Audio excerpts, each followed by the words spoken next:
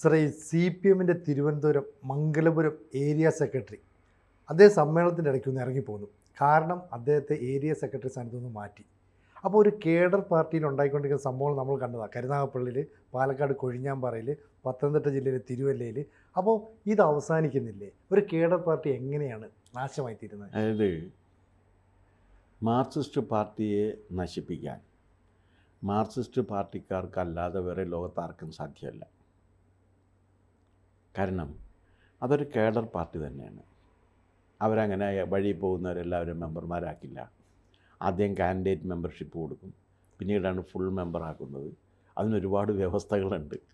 ആ വ്യവസ്ഥകളെല്ലാം നോക്കി ഇതൊക്കെ ശരിയാക്കിയതിന് ശേഷമാണ് അവർ ഒരാളെ സെലക്ട് ചെയ്യുന്നത് തന്നെ. അപ്പോൾ അങ്ങനെ വന്നിട്ട് അവർ ആ പാർട്ടി മെമ്പർ എന്ന് പറഞ്ഞു കഴിഞ്ഞാൽ വലിയൊരു ഇതാണ്. അവർക്ക് ഒരു നിശ്ചിതമായ നിയമവ്യവസ്ഥകൾ, ചട്ടങ്ങൾ ഇതൊക്കെയുണ്ട്. അതൊക്കെ പാലിച്ച് നിൽക്കുന്നവനാണ് ആ പാർട്ടിയിൽ നിൽക്കുക. അത് പാലിച്ച് നിൽക്കുന്നവനാണ് ആ പാർട്ടിയുടെ ആന്തരികമായ ഘടന എന്ന് നിർണ്ണയിക്കുന്നത്. അവരിപ്പോൾ മാർക്സിസ്റ്റ് പാർട്ടി എത്രയുണ്ട്? ഒരു 3 ലക്ഷമോ 4 ലക്ഷത്തിൽ കൂടുതൽ അംഗങ്ങളുണ്ടോ എന്ന് എനിക്കറിയില്ല. അത്ര ഉണ്ടാവുള്ളൂ. പക്ഷെ അവർക്ക് 40 ലക്ഷം വോട്ട് കിട്ടുന്നുണ്ട് അവർക്ക് തനിച്ച് നിന്നാലും.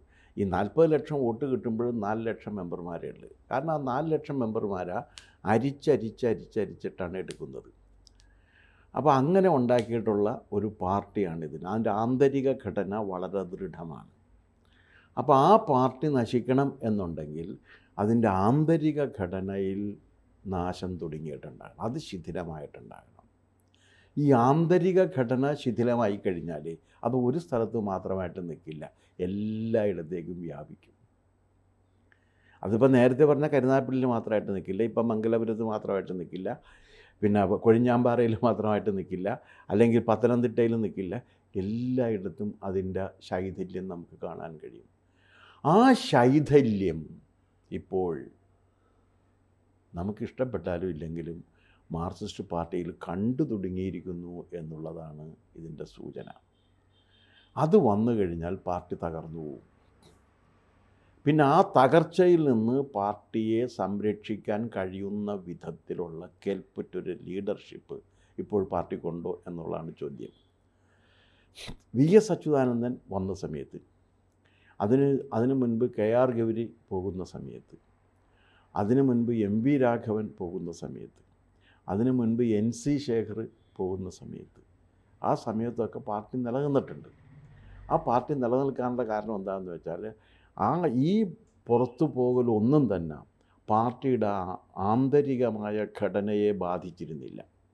അതുകൊണ്ട് അതിനെ ചെറുത്ത് തോൽപ്പിച്ച് പിടിച്ചു നിൽക്കാൻ കഴിഞ്ഞു. ആൾക്കൂട്ടം ഒരുപക്ഷെ ഇവർക്കൊക്കെ കിട്ടിയിട്ടുണ്ട്. ഇപ്പോൾ MV രാഘവൻ പുറത്താക്കപ്പെട്ടതിന് ശേഷം ആദ്യമായി വന്ന് പ്രസംഗിക്കുന്നത് എറണാകുളം രാജേന്ദ്ര മൈതാനിയിലാണ്. ഞാൻ ആ പ്രസംഗം കേട്ട ഒരാളാണ്. ഞാൻ മാരേജ് കോളേജിൽ പഠിപ്പിച്ചുകൊണ്ടിരിക്കുകയാണ്. അപ്പോഴെങ്ങനെയാണെന്ന് വെച്ചാൽ അവിടുത്തെ റോഡ് മുഴുവൻ നിറഞ്ഞ് കവിഞ്ഞിട്ട് വാഹനങ്ങൾ തിരിച്ചുവിടേണ്ടി വന്നു. മനസ്സിലായില്ലേ? അത്ര എനിക്കുള്ളൊരു 10,000-15,000 പേരിൽ കൂടുതൽ രാജേന്ദ്ര മൈതാനത്ത് അന്ന് ഇദ്ദേഹത്തിൻ്റെ പ്രസംഗം കേൾക്കാൻ കൂടിയിട്ടുണ്ട്. അത് കഴിഞ്ഞിട്ടൊരു 4-5 മാസം കഴിഞ്ഞപ്പോൾ ഇലക്ഷൻ വന്നു. ഇലക്ഷനിൽ അദ്ദേഹത്തിൻ്റെ സ്ഥാനാർത്ഥി മത്സരിച്ച് 1000 വോട്ടാണ് കിട്ടിയത്. കാരണം അതിനെയൊക്കെ തിരിച്ചു പിടിക്കാനും പാർട്ടിയുടെ ചട്ടക്കൂട്ടിലേക്ക് അവർ ഒതുക്കി നിർത്താനും കഴിയുന്ന ലീഡർഷിപ്പ് അന്നുണ്ടായിരുന്നു. അന്ന് ആ ലീഡർഷിപ്പ് കൊടുത്തുകൊണ്ട് കണ്ണൂർ ജില്ലയെ ഉരുക്കു കോട്ടയായി നിലനിർത്തിയ ആളുടെ പേരാണ് പിണറായി വിജയൻ. പിണറായി വിജയനാണ്. അന്ന് പിന്നെ EMS ഉണ്ട്, വലിയ നേതാക്കളുണ്ട്. തെക്കൻ മേഖലയിൽ അന്ന് VS അച്യുതാനന്ദനുണ്ട്. ഇവരെല്ലാവരും കൂടിയാണ് പാർട്ടിയെ അന്ന് പിടിച്ച് നിർത്തിയത്. പാർട്ടിക്കൊരു കാര്യമായ ഒരിതും സംഭവിച്ചില്ല. KR ഗൗരി പോകുമ്പോഴും അതുതന്നെയായിരുന്നു സംഭവിച്ചുകൊണ്ടിരുന്നത്. അച്യുതാനന്ദൻ്റെ വലിയ വെല്ലുവിളി വന്ന സമയത്ത് ആ വെല്ലുവിളിയെ കർശനമായി നേരിടാൻ കഴിയുന്ന കരുത്തുറ്റ നേതാവായിരുന്നു പിണറായി വിജയൻ. ഇന്ന് പിണറായിക്ക് പ്രായം ബാധിച്ചിരിക്കുന്നു. ഇപ്പോഴത്തെ ലീഡർഷിപ്പിന് പിണറായിക്കുള്ള കാലിബർ ഉണ്ട് എന്ന് അവർ പോലും സമ്മതിക്കുന്നില്ല. ആരോപണമല്ലത്, ഒരു വസ്തുതയാണ്. പിണറായിക്കുണ്ടായിരുന്നു. പിണറായിയുടെ കരുത്തായിരുന്നു അച്യുതാനന്ദൻ്റെ വെല്ലുവിളി വന്ന സമയത്ത് പാർട്ടിയെ ശൈഥില്യത്തിൽ നിന്നും രക്ഷപ്പെടുത്തി നിർത്തിയത് പിണറായിയുടെ കരുത്തായിരുന്നു. ഇന്ന് ആ കരുത്തില്ല. സാറേ, അന്ന് ഈ പാർട്ടിക്കുള്ളിലെ ആന്തരിക പ്രശ്നങ്ങൾ അല്ലെങ്കിൽ ഉൾപാർട്ടി പ്രശ്നങ്ങളൊക്കെ ആയിരുന്നു എന്ന് വെക്കാം.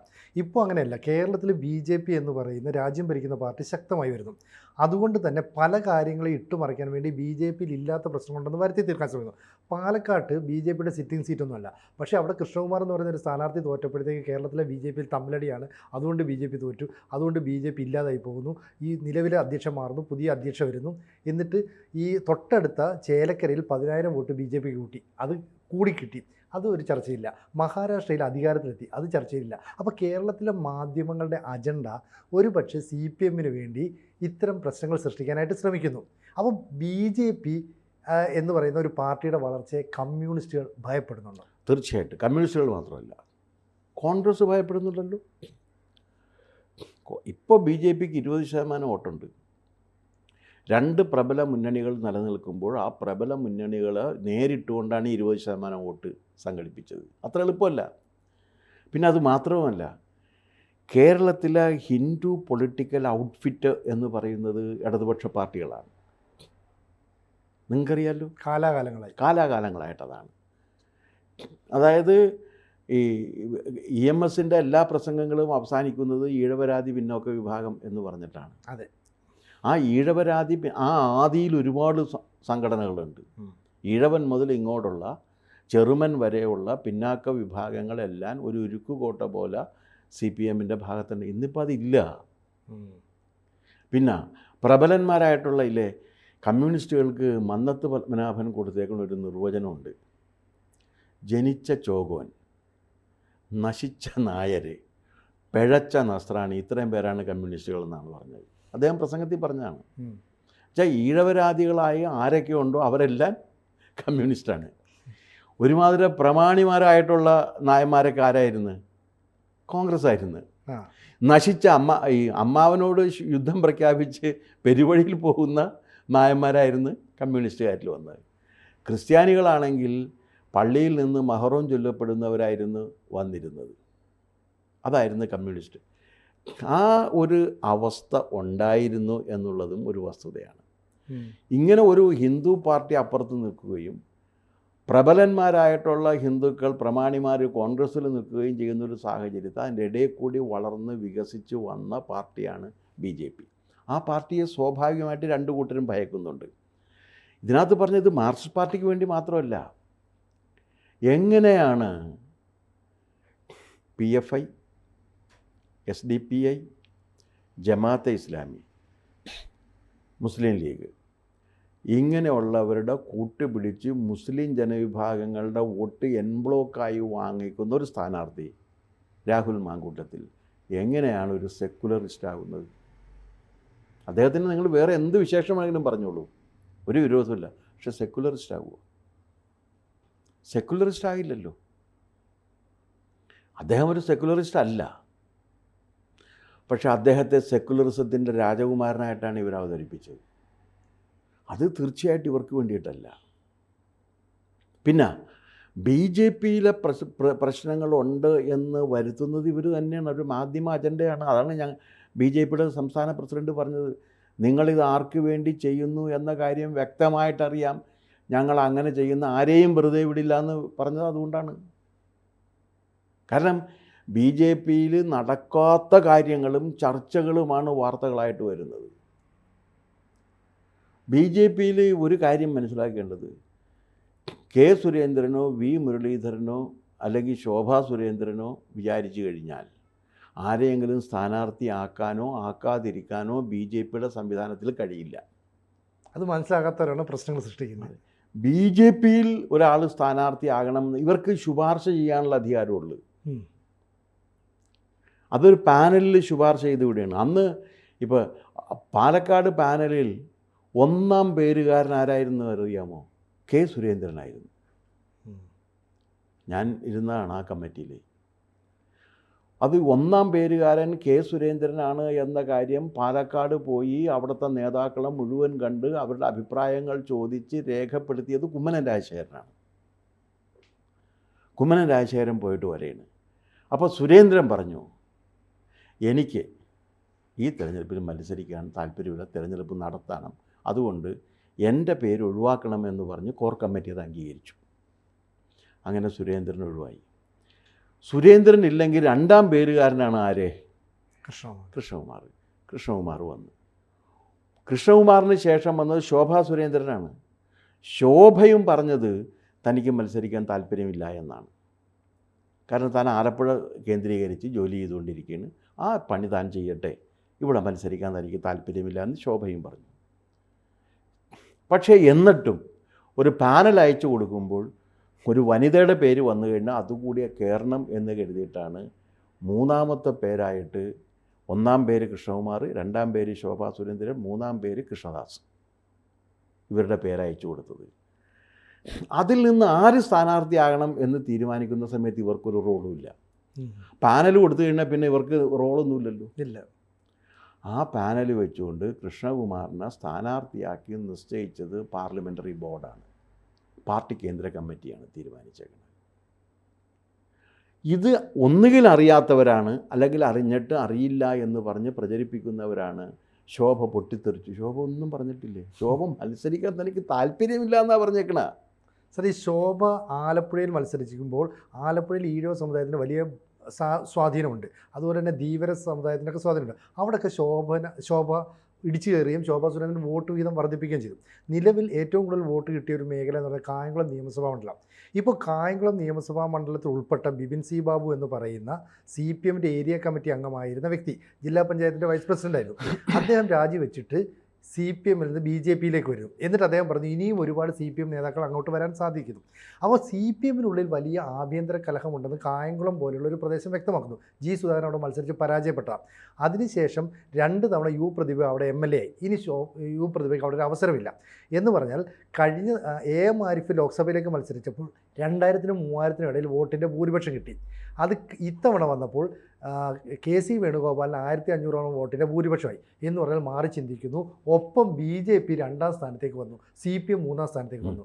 അപ്പോൾ ശോഭാ സുരേന്ദ്രൻ അവിടെ കൊണ്ടുവന്ന ഒരു പുതിയ പ്രവണത ബിപിൻ സി ബാബുവിലൂടെ ഏറ്റെടുത്ത് മുന്നോട്ട് പോകുന്നു എന്നുള്ളത് CPMനെ ഭയപ്പെടുത്തുകയല്ലേ?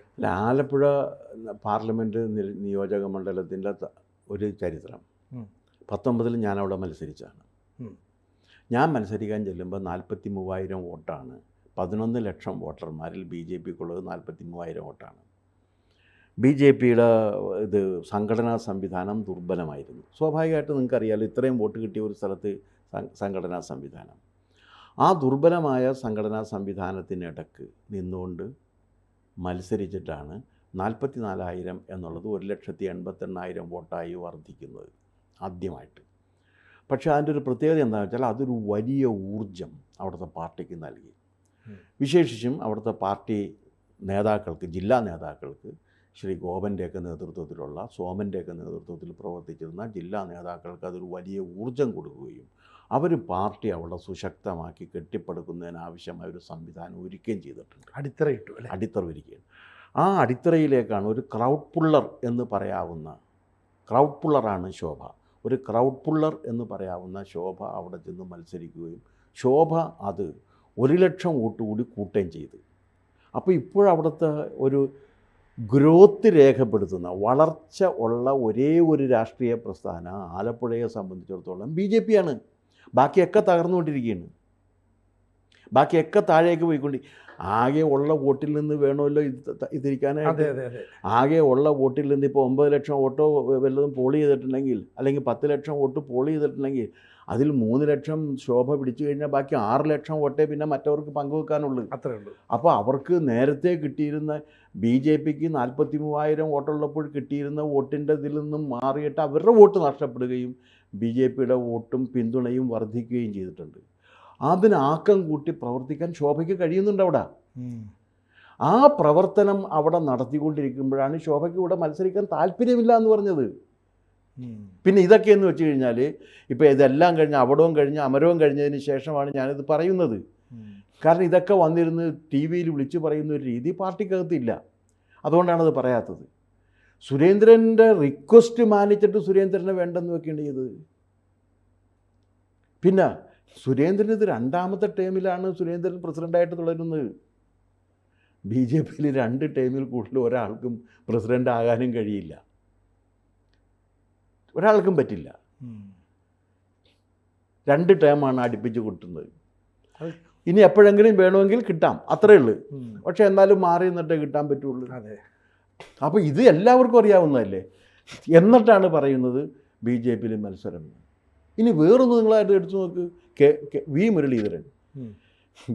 വി മുരളീധരനെ പോലുള്ള ഒരാൾ എന്ന് പറഞ്ഞാൽ, വി മുരളീധരൻ ഇന്ന് കേരളത്തിലുള്ള ബി ജെ പി നേതാക്കളിൽ കേന്ദ്ര തലത്തിൽ ഏറ്റവും കൂടുതൽ സ്വാധീനമുള്ളതും അറിയപ്പെടുന്നതും ആയിട്ടുള്ളൊരു നേതാവ് മുരളീധരനാണ്.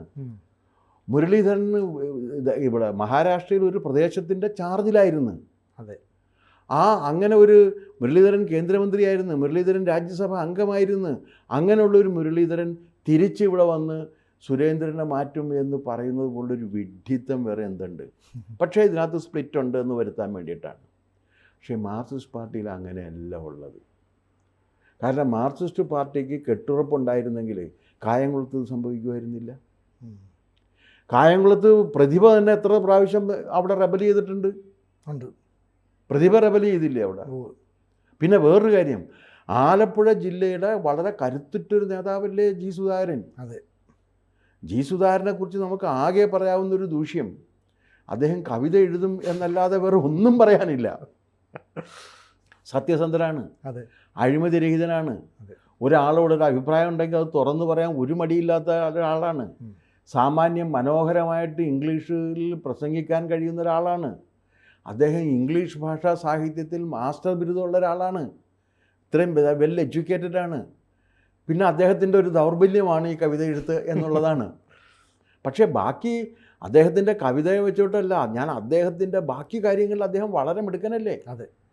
പക്ഷെ അദ്ദേഹത്തെ അവിടെ നിന്ന് മാറ്റിക്കൊണ്ടാണ് അവിടെ ഒരു പുതു വിശേഷിച്ചും ഒരു എന്താ പറയേണ്ടത്, ഇസ്ലാമിക സ്റ്റേറ്റുമായി IS സ്റ്റേറ്റുമായി ബന്ധപ്പെട്ട ഒരു ലീഡർഷിപ്പ് അത് കീഴടക്കി. അത് കീഴടക്കി കഴിഞ്ഞപ്പോൾ അതിൻ്റെ ബലിയാടാകേണ്ടി വന്നത് ആരാണ്? സുധാകരനാണ്. അതിൻ്റെ റിപ്പർക്കഷൻസ് പാർട്ടിക്കകത്ത് ശക്തമായിട്ട് വന്നുകൊണ്ടിരിക്കുകയാണ്. അതിനെ പിടിച്ചു നിർത്താൻ ഇപ്പോഴത്തെ പാർട്ടി സെക്രട്ടറിക്ക് കഴിയുന്നില്ല എന്നുള്ളത് ഇതിൻ്റെ കാരണമാണ്. അല്ലെങ്കിൽ ഇങ്ങനെ വ്യാപകമായിട്ട് വരുമോ? ഇല്ലല്ലോ. ഇതിപ്പോൾ ഓരോ സ്ഥലത്തും വരെയല്ലേ.